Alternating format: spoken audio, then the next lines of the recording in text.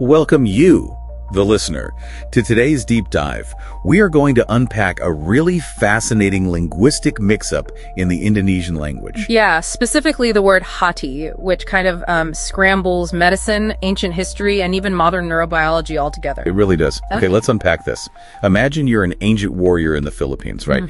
You're standing over a battlefield, and you are eating the liver of your fallen enemy. Which sounds incredibly intense to us now, but to them, they did it to absorb life force and courage. Right, because to them, the liver wasn't just like a biological filter. It was the absolute center of human emotion.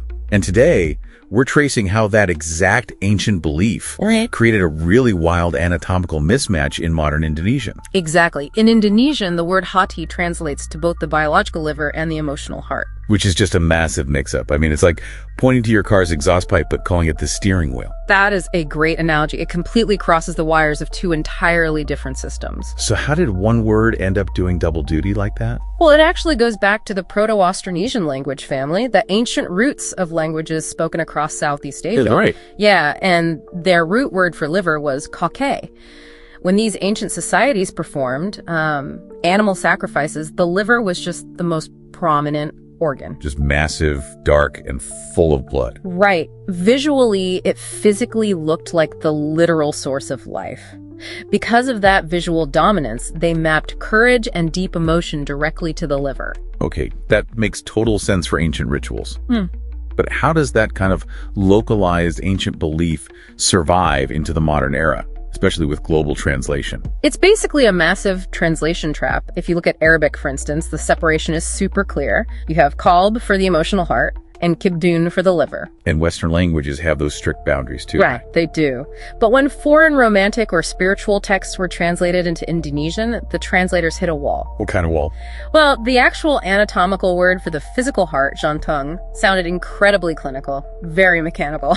Oh, I see. It would be like writing a romantic poem that says, my blood pumping muscle aches for you. Yes, it completely ruins the poetry. Nobody wants to read that. Definitely not. So instead of using the clinical word, translators just co-opted hati, cementing this anatomical error into the culture for generations. Okay, here's where it gets really interesting. Because if it's just poetry, I mean, who cares? Sure. Why does this semantic mix-up actually harm our cognitive architecture? It harms us because we are completely ignoring the reality of our own anatomy. Modern science shows the physical heart actually does have a mind of its own. Wait, really?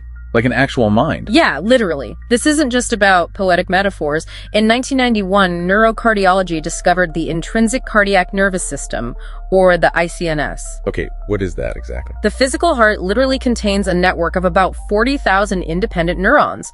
It functions as a little brain. That's crazy. So the physical heart has its own neural network. But how does that actually alter our cognition? What's fascinating here is that the dialogue between the heart and the brain in your head is mostly one way.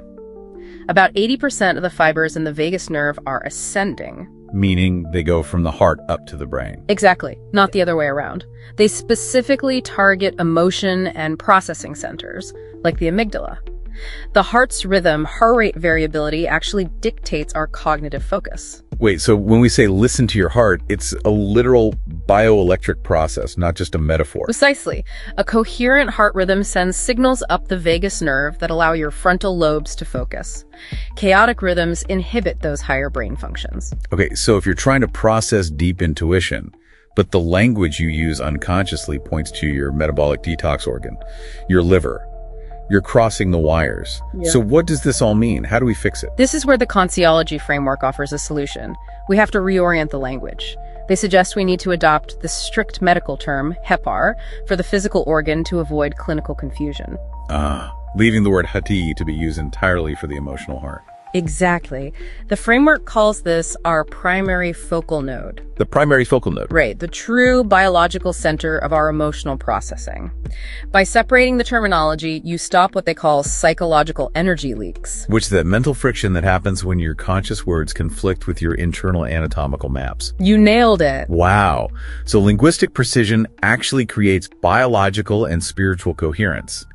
By aligning your vocabulary with your biology, you can tune into that bioelectric compass. It really highlights the power of language over our physical bodies. It does. Which leaves you, the listener, with a pretty wild thought. If our ancestors literally programmed their brains to associate deep emotions with their livers simply by using the word "kake," what other physical bodily sensations are currently being secretly rewired by the modern slang we use every day? It's definitely something to chew on. Keep an eye on the words you use to describe what you feel. Catch you on the next deep dive.